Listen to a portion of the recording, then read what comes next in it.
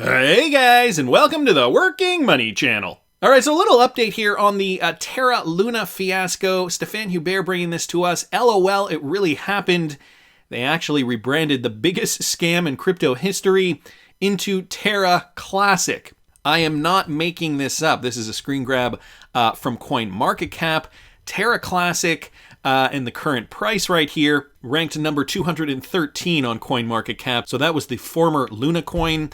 And now it's Terra Classic, according to CoinMarketCap. So they are going on with their plans to fork off of the Terra Luna blockchain. The other thing, though, that I find kind of revolting in certain ways, Digital Asset Buy here on Twitter also bringing this up. Unbelievable. XRP is dangerous to almost all of these. He means these exchanges.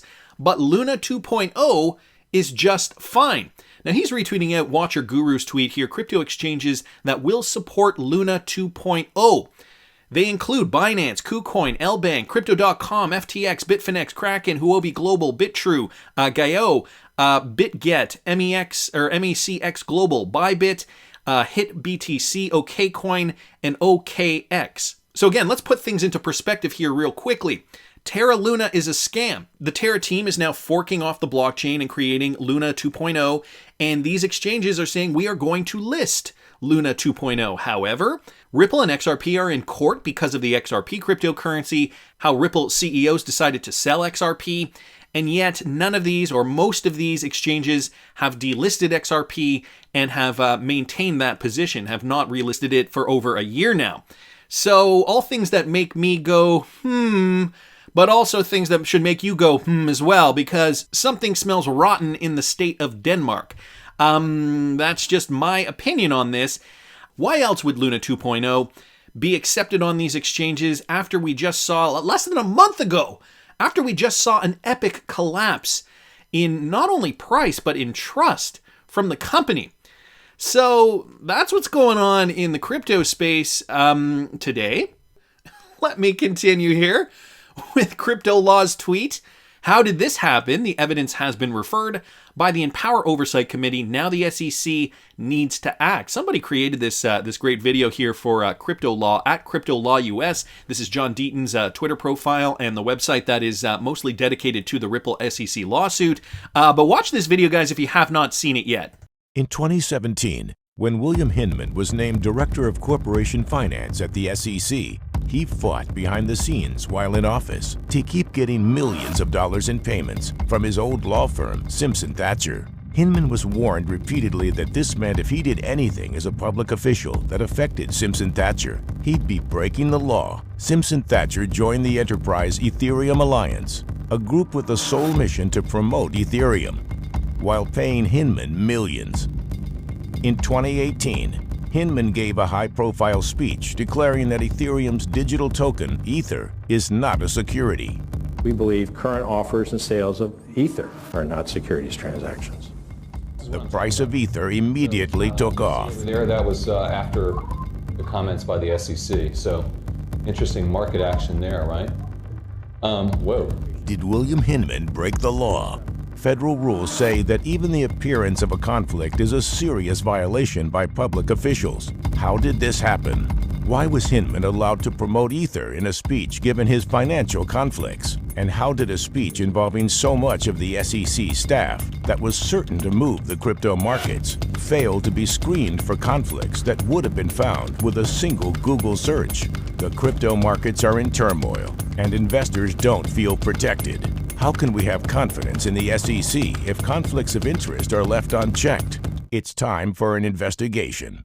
A watchdog organization, Empower Oversight, has sent a formal referral of evidence on Hinman to the SEC's Inspector General. Now they need to act. Only Congress has oversight on the SEC. Demand your lawmakers support an investigation. Connect to Congress today. Ooh, great video there to get Americans specifically to vote in Congress, or rather to approach your congressperson to put in their vote. So there's that great slick video, and I felt like I should share that because, this is what we need more than ever. Considering what we're seeing here with this Luna fiasco, it seems like everything crypto has gone off the rails, And, the market, considering it's depressed too, will give governments another excuse to maybe look in the other direction and focus on something else like stable coins.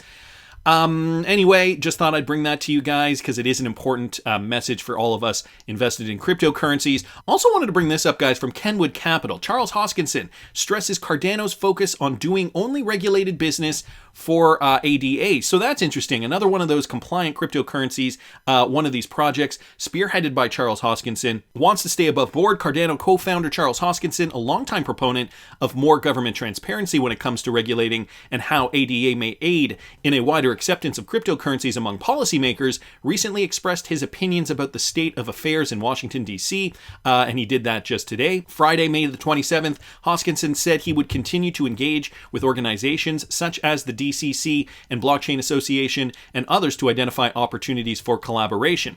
In addition, he shared that they would engage in policy conversations with legislators and, when provided drafts of legislation, provide feedback on how the wording may be made more effective. And here's a quote, guys: "The Cardano ecosystem is going to be engaging and have a desire to do regulated business, whether it be a security token offering, whether it be regulated, or whether it be legacy financial institutions like banks adopting the protocol and want to maintain their charters." So Charles Hoskinson here making a pledge to only do regulatory compliant business with Cardano ADA. Of course, this is going to bode well for that cryptocurrency in particular. Let's bring up ADA real quickly here. I haven't taken a look at ADA in a while. Let's bring up the Binance exchange. We got a little more information on here. ADA right now trading at about 46.5 cents. Did come off its high.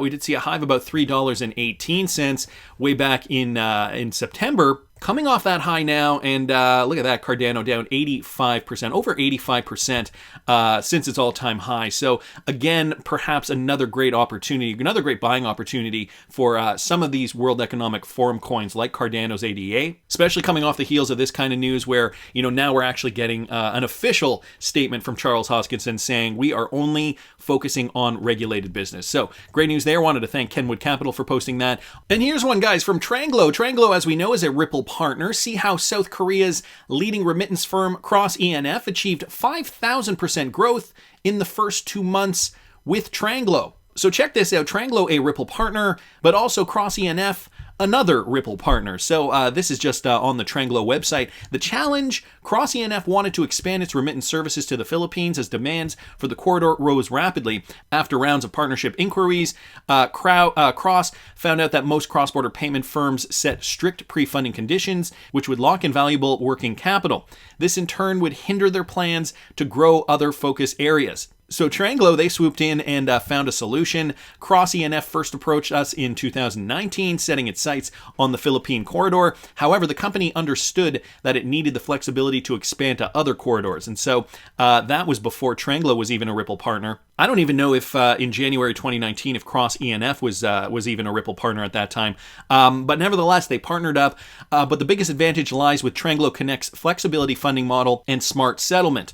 As both pre-funding and settlement were done in one place here at Tranglo, Cross ENF were able to secure its cash flow. Freeing up working capital allowed the company to focus on customer engagement and supplementary services, closing more sales. Its marketing team also received reports on data and trend analytics through complementary marketing support, further enhancing the efficiency of its promotional campaigns. And so, guys, here is the results. In 2 months, Cross ENF experienced a 5,000% growth in transactions to the Philippine corridor. Of course, this has been since RippleNet, as you guys can see throughout quarters 3 and 4 of 2019, and then all throughout 2020 and into 2021. A quote from Ann BD manager over there at Cross ENF: "Tranglo has helped us get closer to our goal of achieving our annual remittance goal." So now these guys have a stable cash flow, and with a stable cash flow, Cross ENF can expand its operations beyond remittances by offering additional services through its latest products, Cross Call and Cross Shop. Call provides administrative and legal services for foreigners, while Shop sells hometown goods. The foreign community in South Korea now has a one-stop shop for everything they need to feel at home.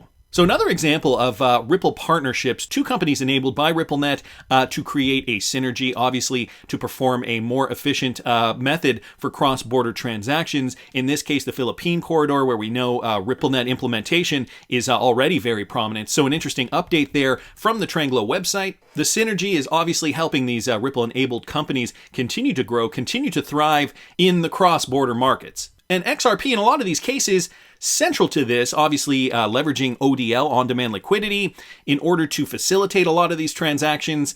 But, in a lot of ways, this Tranglo, partnership and, all the other little partnerships that I talk about, these are, in the grand scheme of things, these are fairly small, and they're not actually producing, or rather leveraging, the kind of liquidity that is eventually going to be needed to really boost the price and the demand for XRP. We're on the precipice of that, though, and it's going to be a global shift. Once we get that global shift, we're going to see more utility driven to the XRPL, more demand, obviously, for the XRP cryptocurrency. And with more demand, guys, comes higher prices. I saw this from eRob on Twitter. Did Ray Dalio just hint that XRP will replace the US dollar as the new world reserve currency?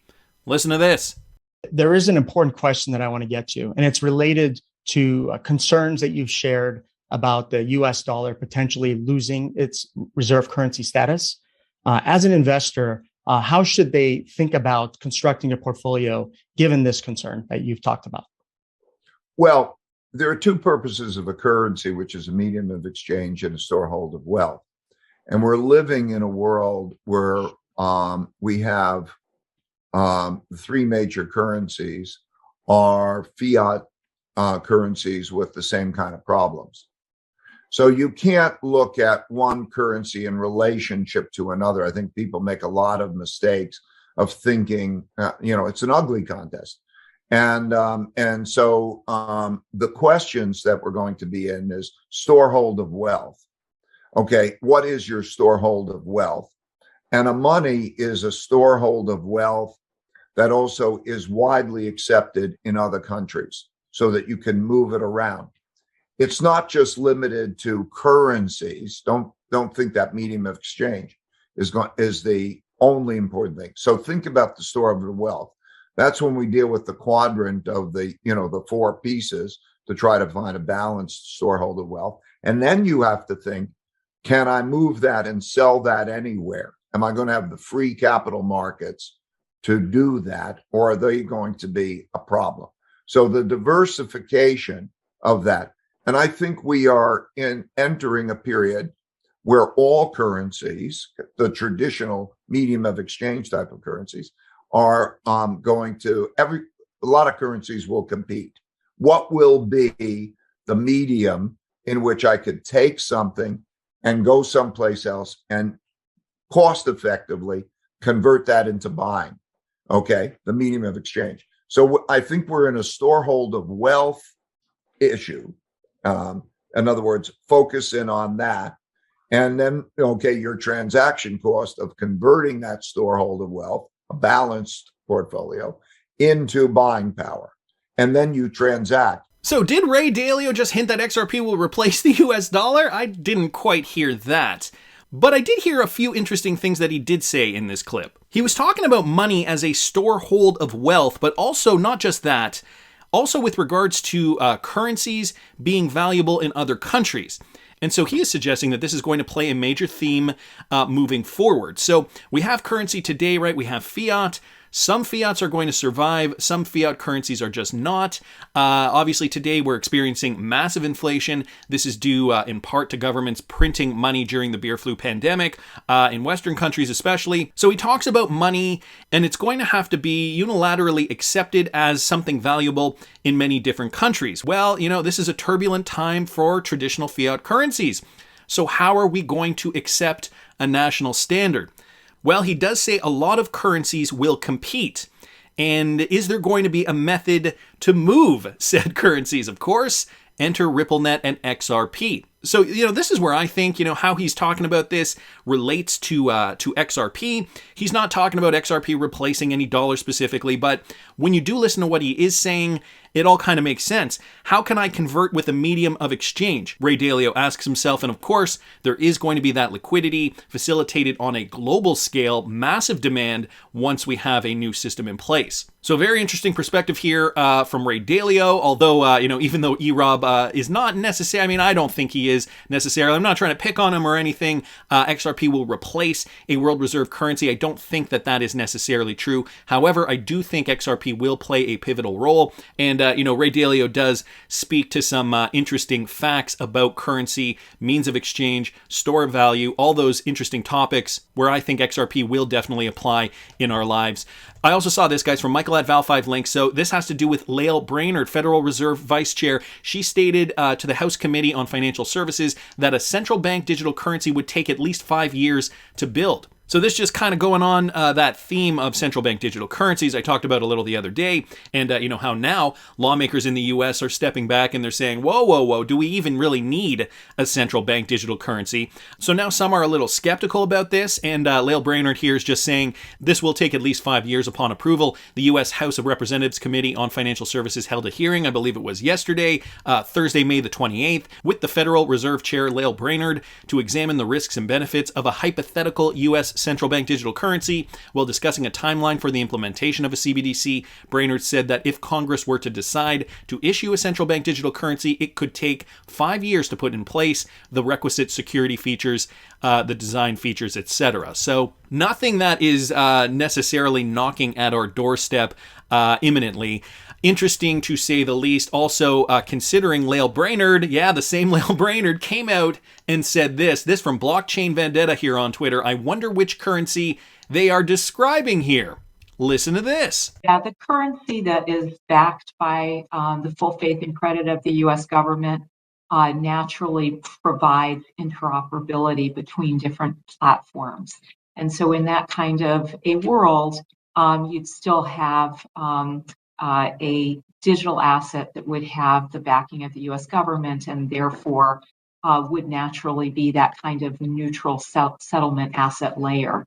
And different stablecoins could then, have different attributes and be part of different ecosystems. So Lael Brainard here saying that there is going to be an intermediary digital asset that is going to be able to transact several different stablecoins, and it's going to be interoperable. So this is the new financial system that government, the Fed, realizing and now acknowledging and telling us is going to exist. And so we know FedNow, they plan on rolling out their applications, and they are already integrated with Volente or Volpay, which is already Ripple enabled. So I can see the connection. I can see where Lael Brainard is saying, look, this is what the technology is going to be. There's a settlement asset that we're going to be using to transfer all these stable coins. No wonder she's saying, a CBDC 5 years away. The technology just isn't here yet.